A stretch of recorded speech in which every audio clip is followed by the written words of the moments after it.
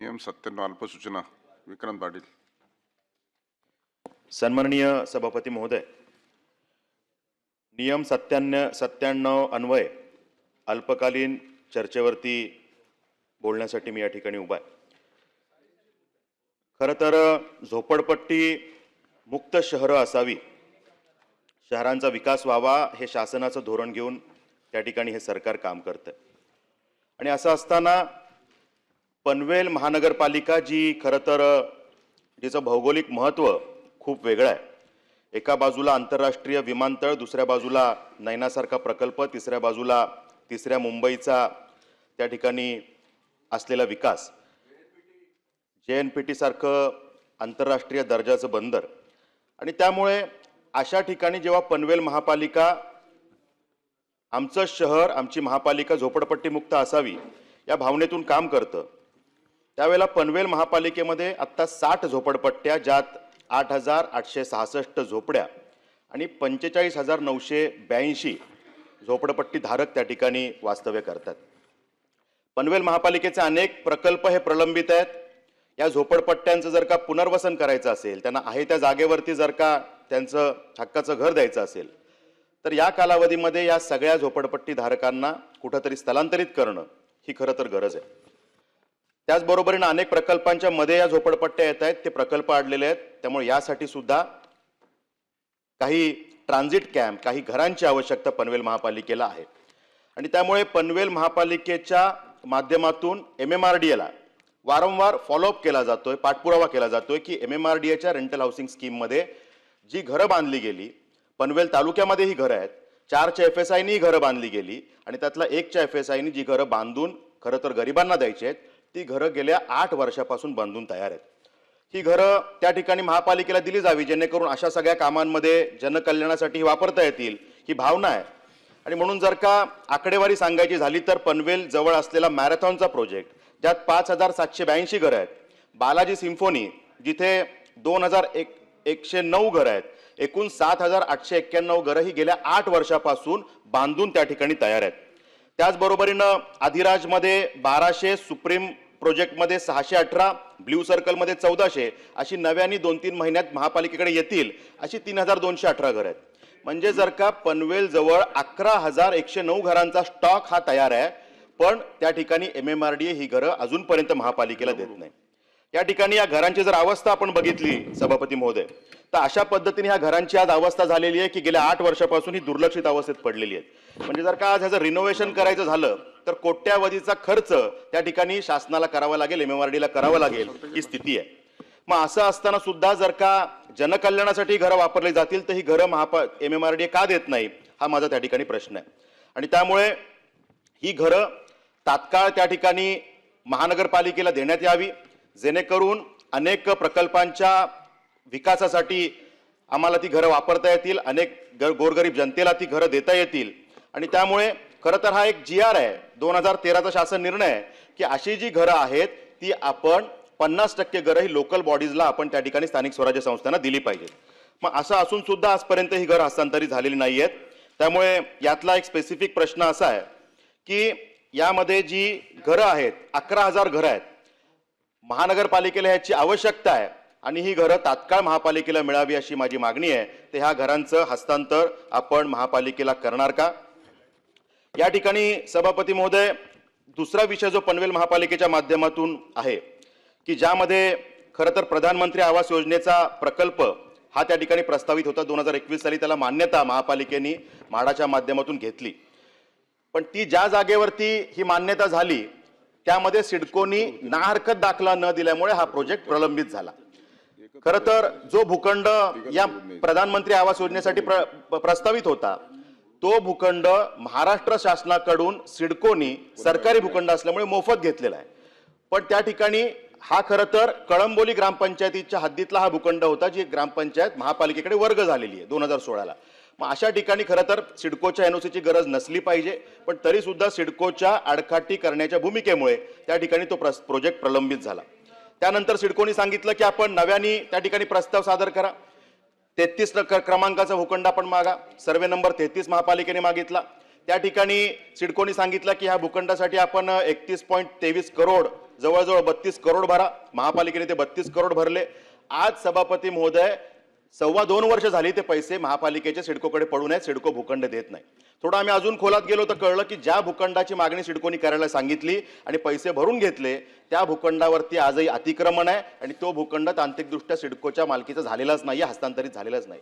मग सिडको अशा प्रकारे महापालिका जी लोकल बॉडी आहे, सरकारी बॉडी आहे, यांना गुमराह कसं करू शकते?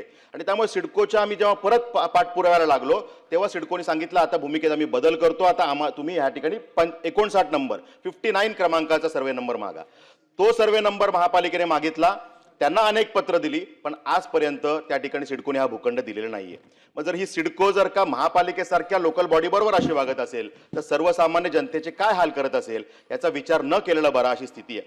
आणि त्यामुळे या विषयामध्ये आमची मागणी आहे की खरं तर प्रधानमंत्री आवास योजनेसाठी जर का पनवेल महापालिका भूखंड मागते तर सरकारी शासन निर्णयानुसार हा खरं तर आपण 1 रुपया नाममात्र दराने हा भूखंड द्यायला पाहिजे. ह्यामध्ये खरं तर 31 करोड 32 करोड हे भरूनच घेतले नाही पाहिजेत. त्यामुळे ह्या स्पेसिफिक प्रश्न सभापती महोदय असे आहेत की हा भूखंड पनवेल महापालिकेला तात्काळ 1 महिन्याच्या कालावधीमध्ये दिला जाणार का?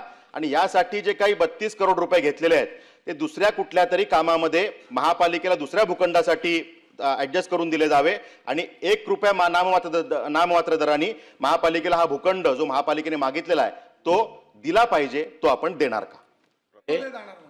पनवेल महानगरपालिकेने सिडकोकडे पूर्व शिमोळी ग्रामपंचायत कळंबोली हद्दीतील एकदम शॉर्ट आहे सर्वे क्रमांक 53 या भूखंडाची मागणी केली होती. या भूखंडावर PMAY प्रकल्प मंजूर करण्यात आला होता. या प्रकल्पासाठी सिडकोने सर्वे नंबर 33 ची जागा प्रस्तावित केली होती. सभापती महोदय, महानगरपालिकेने या भूखंडासाठी 29 कोटी 23 लाख रुपये इतकी मोठी रक्कम भरलेली आहे. सिडकोने सर्वे नंबर 51 हा भूखंड देण्याचे कबूल केले असतानाही 2023 पासून आतापर्यंत या ठिकाणी पूर्तता झाली नाही. माझ्या मागण्या सभापती महोदय 4 या ठिकाणी माननीय मंत्री महोदयांकडे आहेत. MMRDAच्या रेंटल हाऊसिंग योजनेतील उपलब्ध घरे पनवेल महानगरपालिकेला तात्काळ देण्यात यावीत अशा प्रकारची पहिली मागणी आहे.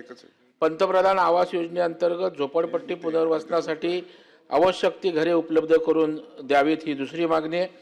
आणि सिडकोने प्रलंबित असलेला भूखंड ज्याचा उल्लेख या ठिकाणी विक्रांतजी पाटील यांनी केला तो तातडीनं पनवेल महानगरपालिकेला हस्तांतरित करावा आणि या संपूर्ण प्रकरणाची मंत्री महोदय तातडीनं चौकशी करून विलंबासाठी जबाबदारी असणाऱ्या अधिकाऱ्यांवर कारवाई करण्यात यावी आणि इथल्या पनवेलमधील झोपडपट्टीधारकांना न्याय मिळवून द्यावा अशा प्रकारची विनंती मी सभापती आपल्या माध्यमातून सरकारकडे करतो. सचिन आहे. धन्यवाद सभापती महोदय. सभापती महोदय, हे जे रेंटल स्कीमच्या बाबतीतला जो प्रस्ताव आणलेला आहे मुळामध्ये ज्यावेळी ही रेंटल स्कीम झाली त्यावेळी दूरदृष्टिकोनातून सर्वसामान्य लोकांना या शहरामध्ये यायची गरज नाही, तिकडेच रेंटवरती राहता येईल. पण ज्या अर्थी सभापती महोदय ते रेंटल स्कीम फेल होते असं लक्षात आल्यानंतर ह्याच्यातले जे काही राहिलेले शिल्लक जे आहेत हे 50% आरक्षण हे गिरणी कामगारांना केले गेलेले आहे. सभापती महोदय 2016 साली सभापती महोदय पैशांनी विकत घेऊन आपण ते गिरणी कामगार दिलं. म्हणजे खरं तर ते फ्रीज द्यायला पाहिजे होतं कारण रेंटल हाऊसिंग स्कीममध्ये कोणीच घ्यायला तयार नाही. त्यावेळी पैसे भरून सभापती महोदय दिलेले आहे. 2,500 सभापती महोदय घरं ती त्यावेळी तिकडे तयार झाली. त्यातले 500-700 लोकांनी ताबा केला. पुढची लॉटरी दुर्दैवाने झाली नाही आणि सभापती महोदय 2016 पासून ते आत्तापर्यंत अशी अत्यावस्था आहे त्याच्यातली की कोणीही जाऊ शकत नाही आहे कारण मेंटेन नाही आहे, काही नाही आहे, हे नाही आहे. म्हणून सभापतीमध्ये आपल्या माध्यमातून माझी विनंती राहणार की एक तर त्याचा काय निर्णय घ्यायचा आहे, तुम्हाला महानगरपालिकेला द्यायचं आहे नाही द्यायचं आहे. पण सभापतीमध्ये अशा रेंटल हाऊसिंग स्कीममधून किमान 4,000 ते 5,000 घरं ही त्यावेळी तयार केली गेली होती. मग त्याच्यात नावं घेण्यात काय अर्थ नाही, मॅरेथॉन असेल किंवा इंडिया बुल्स असेल सर्व असेल. आणि म्हणून सभापती महोदय की आता मग तुम्ही ते गिरणी कामगारांसाठी 50% तुम्ही आरक्षण ठेवायची भूमिका तुमची होती. मग त्या गिरणी कामगारांना तुम्ही आता पर्याय कुठे देणार आहात का? ह्याचाही अंतर्भूत तुम्हाला करावा लागणार आहे हा निर्णय घेत असताना. आणि म्हणून ज्यावेळी हा तुम्ही निर्णय व्यापक घेत असताना पैशांनी विकत घेतलेली जी घरं ती नादुरुस्त झाली त्याला एक दुरुस्त करायचं का? आज माननीय उपमुख्यमंत्र्यांनी बैठक लावली तिकडे तो विषय येईल, मी त्या विषयांतर करत नाही. पण हे करत असताना त्याच्याऐवजी मग शहरामध्ये किंवा दुसऱ्या स्कीममध्ये या गिरणी कामगारांना समावेश करून घेऊन मग तो निर्णय असेल जे त्याप्रमाणे आपण करणार आहात कसं नंतर. सभापती महोदया 97च्या अन्वये सन्माननीय विक्रांतजींनी जो मुद्दा या ठिकाणी मांडला त्यांचे जे प्रश्न होते तेच प्रवीण दरेकर साहेबांनी मांडले आणि गिरणी कामगारांच्या संदर्भातला जो प्रश्न आहे तो सचिन भाऊनी या ठिकाणी मांडला. मुद्दा असा आहे की जे रेंटल स्कीम होती त्याची घरं कुठं बांधलेली आहेत हा कळीचा मुद्दा आहे.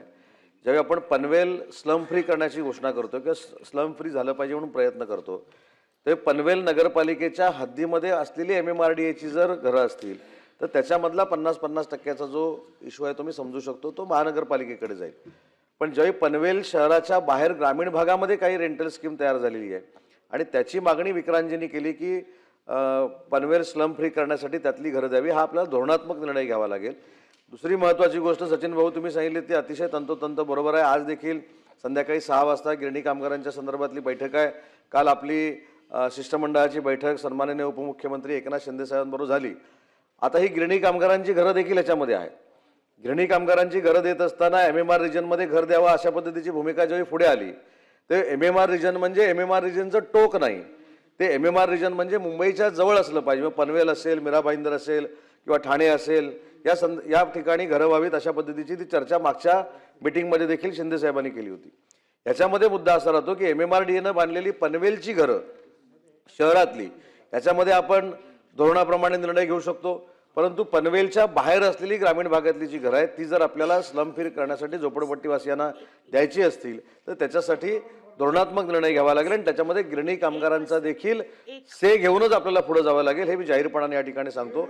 परंतु विक्रांतजींनी जो अतिशय महत्त्वाचा मुद्दा या ठिकाणी मांडला, त्या पनवेल स्लम फ्रीसाठी 100% महाराष्ट्र शासन सकारात्मक राहील आणि सिडकोची जमीन पंतप्रधान आवाससाठी देण्याचा सिडकोनं जो निर्णय घेतलेला होता परंतु अजून दिलेली नाही, ती देखील नियमाप्रमाणे जी काही जमीन असेल आणि सिडकोनं जर घोषणा केली असेल तर पुढच्या 30 दिवसामध्ये जमीन देण्याचे निर्देश सिडकोला दिले जातील. आदरणीय मंत्री महोदयांनी सकारात्मक या ठिकाणी प्रतिसाद दिलेला आहे आणि त्यामुळे खरं तर पनवेलच्या साठीचा हा एक चांगला निर्णय ह्यातून होऊ शकतो, ज्याची चर्चा आम्ही करू. पण जो विषय आदरणीय सचिन भाऊंनी या ठिकाणी सांगितला, खरं तर ही घरं पूर्वीपासून जी तयार आहेत, गेल्या 8 वर्षापासून ही घरं त्या ठिकाणी स्टॉक आहेत आणि गिरणी कामगारांसाठी ही घरं प्रस्तावित असल्याचं MMRDA जेव्हा PMCनी पनवेल महापालिकेने पत्र दिलं त्यांनी त्यात सांगितलेलं आहे. मग जर ही घरं गिरणी कामगारांसाठी प्रस्तावित आहेत तर 8 वर्ष ही घरं दुर्लक्षित का राहतात, याचं कारण काय हे मात्र MMRDA सांगू शकले नाही. मग खरंच जर का ती गिरणी कामगारांना घरं नको आहेत किंवा त्यांना ती दूर पडतायत आणि त्यांना जर का मुंबईच्या आसपास घरं पाहिजेत तर धड ती गिरणी कामगारांनाही गेली नाही आणि धड ती घरं पनवेल महापालिकेच्या उपयोगी येत नाही, असा हा विषय आहे. आणि त्यामुळे खरं तर आपण यामध्ये जो काही धोरणात्मक निर्णय तात्काळ करायचा तो करण्याची आवश्यकता आहे आणि गिरणी कामगारांना घरंही मिळालीच पाहिजेत, पण त्यांना जर मुंबईपासून ती जवळ मिळाली तर त्यामध्ये त्यांचंही भलं होईल. आणि ही घरं जी दुर्लक्षित अवस्थेत आहेत, ज्याच्या डागडुजीवर आता खर्च करावा लागणार आहे, जर ही मान्यता मिळाली तर पनवेल महापालिका तो खर्च करू शकेल. त्यामुळे अशा पद्धतीने निर्णय होण्याची गरज आहे. आणि मंत्री महोदयांनी जे खरं तर उत्तरात सांगितलं की यामध्ये पनवेल महापालिकेच्या हद्दीच्या थोडंसं बाहेर ही घरं आहेत, हे वास्तव आहे की हद्दीच्या बाहेर, पण ते पनवेल महापालिकेला अगदी लागून आणि पनवेल तालुक्यातच ही घरं आहेत आणि 8 वर्ष ही घरं दुर्लक्षित असल्यामुळे यात खास बाब म्हणून आपल्याला निर्णय करता येईल. आणि यामध्ये पनवेल महापालिकेच्या हद्दीत सभापती महोदय 3,500 घरं आहेत, म्हणजे 7,500 घरं ही हद्दीला लागून, पण 3,500 घरं ही हद्दीमध्येच असल्यामुळे यात आम्हाला जी तात्काळ घरं पाहिजेत ती हद्दीला लागून असलेली आम्ही घेतली, पनवेल महापालिकेने घेतली आणि पनवेल हद्दीत असलेल्या घरांना कुठे कंपन्सेट केलं तरी सुद्धा आम्हाला चालू शकणार आहे. पण तात्काळ जर का हा निर्णय झाला तर आम्हाला त्यामध्ये दिलासा मिळू शकेल. पनवेल महापालिकेला अनेक प्रकल्पामध्ये हा विषय उपयोगी येऊ शकेल आणि त्यामुळे या विषयामध्ये तात्काळ हा निर्णय सकारात्मक होण्यासाठी तात्काळ विशेष बैठकीचं आयोजन करणार का, असा स्पेसिफिक प्रश्न. सभापती महोदय, सन्माननीय सचिन भाऊंनी आता जो एका बैठकीचा उल्लेख केला, ती बैठक संध्याकाळी 6 वाजता आहे. त्या बैठकीमध्ये देखील हा विषय येणार आहे. त्या बैठकीला सन्माननीय सदस्यांना बोलवलं जाईल. लेटेस्ट अपडेट्स और ताजा तरीन खबरों के लिए TV1 इंडिया लाइव को सब्सक्राइब कीजिए और नोटिफिकेशन पाने के लिए बेल आइकॉन को दबाना मत भूलिए.